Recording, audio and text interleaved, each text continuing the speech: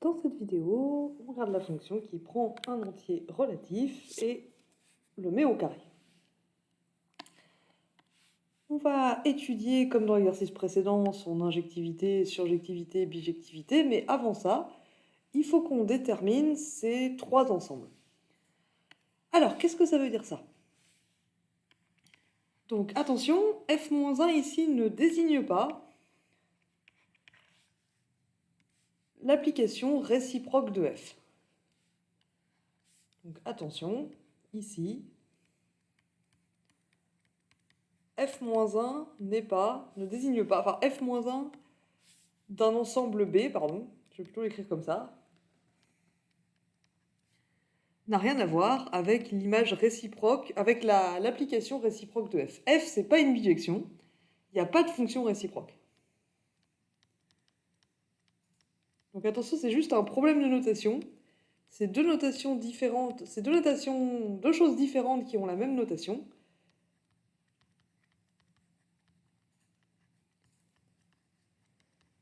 f-1, c'est la fonction réciproque de f, et là, ici, ça n'existe pas parce que f n'est pas bijective. Comme je vous spoil la question 2, mais f, on va voir qu'elle n'est pas bijective, et du coup, cette f-1, ça n'existe pas.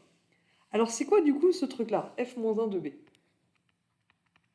Si j'ai une fonction qui va d'un ensemble x dans un ensemble y, et que je prends b, un sous-ensemble de l'espace d'arrivée, y, alors f-1 de b,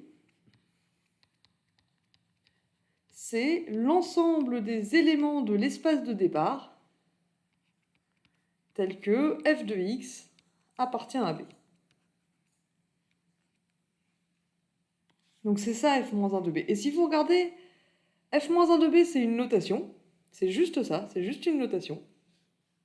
Et si vous regardez ce que ça veut dire, donc ça veut dire ça, bah là-dedans, il n'y a pas de fonction f-1. C'est juste, il faut que je regarde. Je prends les x dans grand X, je calcule f de x. Si ça tombe dans b, je le garde. Si ça tombe pas dans b, je le jette. C'est aussi simple que ça. Donc attention, ça n'a rien à voir avec une application bijective réciproque. C'est pas ça qu'on est en train de calculer. Qu'est-ce que ça donne ici avec cette fonction? Ce sera plus précis avec un exemple. Donc si je regarde f-1 de singleton 1, singleton 1, c'est un sous-ensemble de l'espace d'arrivée, z, et f-1 de singleton 1, du coup, si je suis la définition, c'est les éléments de l'espace de départ, donc les n dans z, tels que f de n appartient à l'ensemble, donc ici l'ensemble c'est singleton 1. Autrement dit, alors je sais que f de n c'est n au carré, donc il s'agit des n dans z, tels que n au carré appartient à singleton 1. Mais appartenir à singleton 1, bah, c'est être égal à 1. Il y a un seul élément dans singleton 1, donc si n au carré appartient à singleton 1, c'est que n au carré est égal à 1. Donc on cherche les entiers relatifs que quand je les mets au carré, ça fait 1. Bah, il y en a deux, il y a 1 et il y a moins 1. Donc f-1 de singleton 1, c'est un ensemble.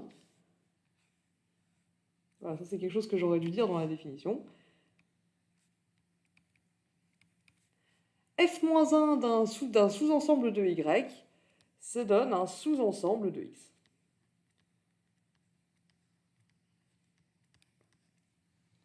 Donc ici, on obtient un sous-ensemble de l'espace de départ z, et c'est le sous-ensemble qui contient 1 et moins 1. Faisons la même chose maintenant avec l'ensemble 1, 2. f-1, mince, j'ai parti sur 1, 3, je ne sais pas pourquoi, 1, 2, voilà. C'est l'ensemble des n dans z, tel que f de n appartient à 1, 2. Par définition. Et du coup, c'est l'ensemble des n dans z, tel que n au carré est dans l'ensemble 1, 2. Donc, tel que n au carré égale 1 ou n au carré égale 2.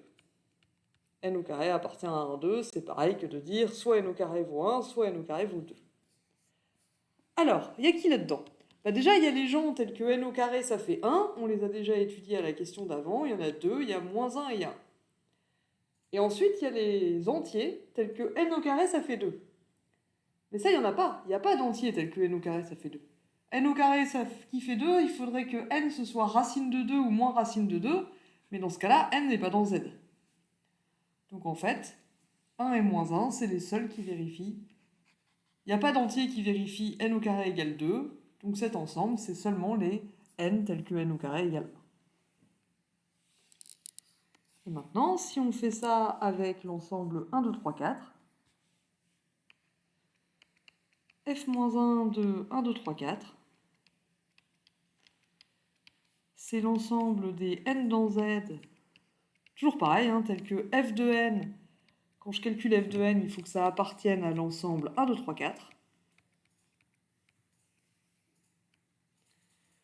Donc c'est les n dans z, tels que n au carré, c'est soit 1, soit 2, soit 3, soit 4.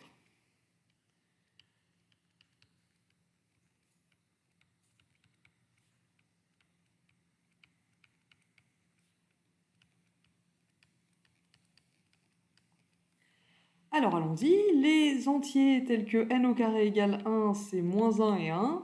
Les entiers tels que n au carré égale 2, on a déjà vu qu'il n'y en avait pas.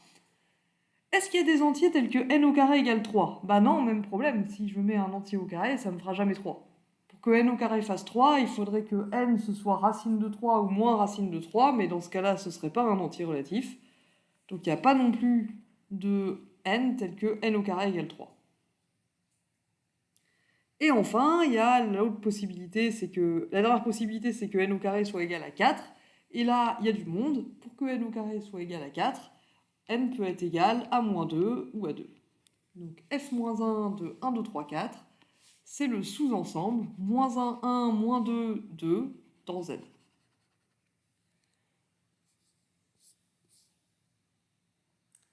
Alors, on nous demande ensuite, est-ce que f est injective, surjective, bijective? Ce qu'on peut remarquer, c'est que en étudiant l'ensemble f-1 de singleton 1, puis les autres aussi d'ailleurs, on a vu qu'il y a plusieurs éléments différents tels que f de n égale 1. On a vu que n au carré égale 1, il y a deux possibilités, soit 1, soit moins 1. Qu'est-ce que ça veut dire? Ça veut dire que f de 1 est égal à f de moins 1. f-1 de singleton 1 a plusieurs éléments.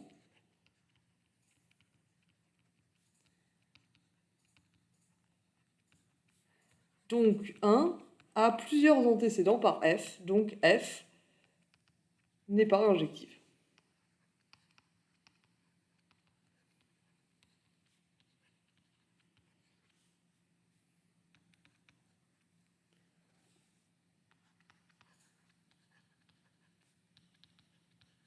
« 1 et moins 1 sont différents, mais ils ont la même image par f.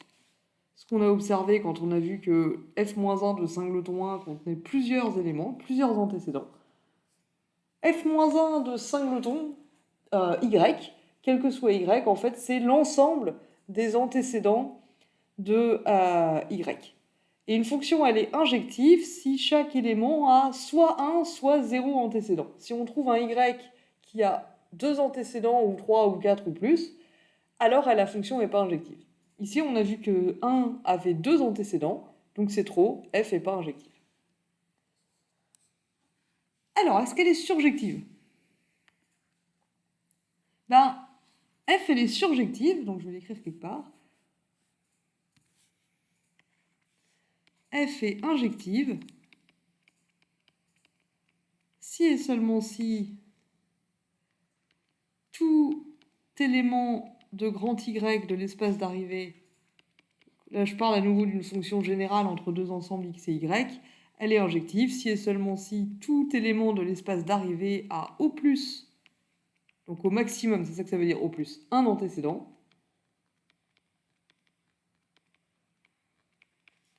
C'est-à-dire, quand je fais f-1 de y, il faut qu'il y ait maximum un élément.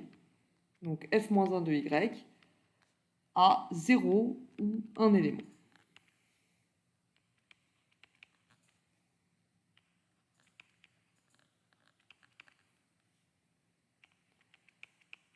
Donc ça, c'est une autre façon de caractériser l'injectivité. une fonction elle est injective si tous les éléments de l'espace d'arrivée ont au plus un antécédent, c'est-à-dire tous les f-1 de singleton, ils ont soit 0, soit un élément.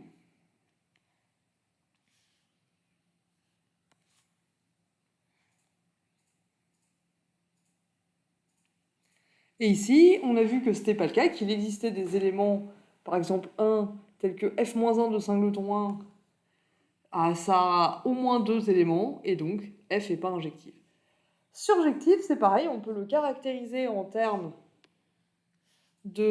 d'antécédents. On peut dire que f est surjective si tous les singletons ont au moins un antécédent. Si tout y dans y,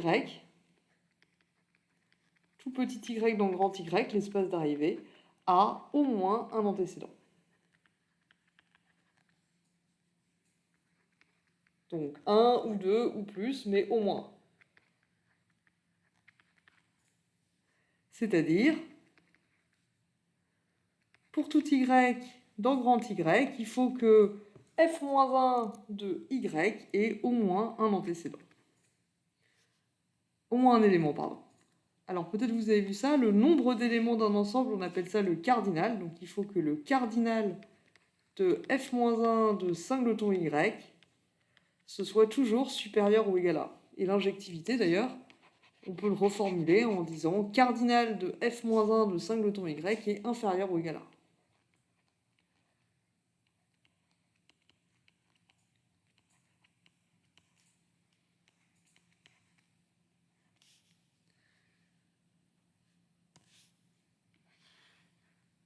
Alors ici, on n'a pas étudié f-1 de singleton 2, mais on a vu qu'il n'y a pas d'élément dans Z, n, il n'y a pas de n dans Z, tel que f de n, ça fait 2.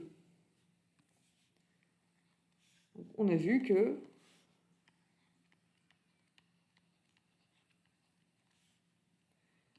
f-1 de singleton 2, l'ensemble des n dans Z, tel que n au carré égale 2, c'était l'ensemble vide. Alors on n'a pas étudié directement f-1 de singleton 2, mais on a étudié f-1 de l'ensemble 1, 2, et on a vu que il y avait f-1 de 1 union f-1 de 2, et que f-1 de 2, il n'y avait personne dedans.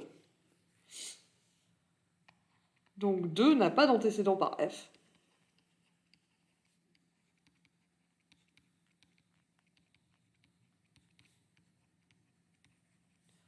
Donc f n'est pas surjective.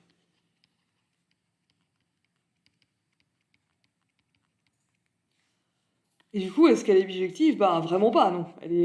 Là, vous avez le choix des problèmes. Elle est ni injective ni surjective. Elle est doublement pas bijective. Donc, f n'est pas injective, donc elle n'est pas bijective. Et vous auriez aussi pu dire surjective. F n'est pas surjective, donc elle n'est pas bijective.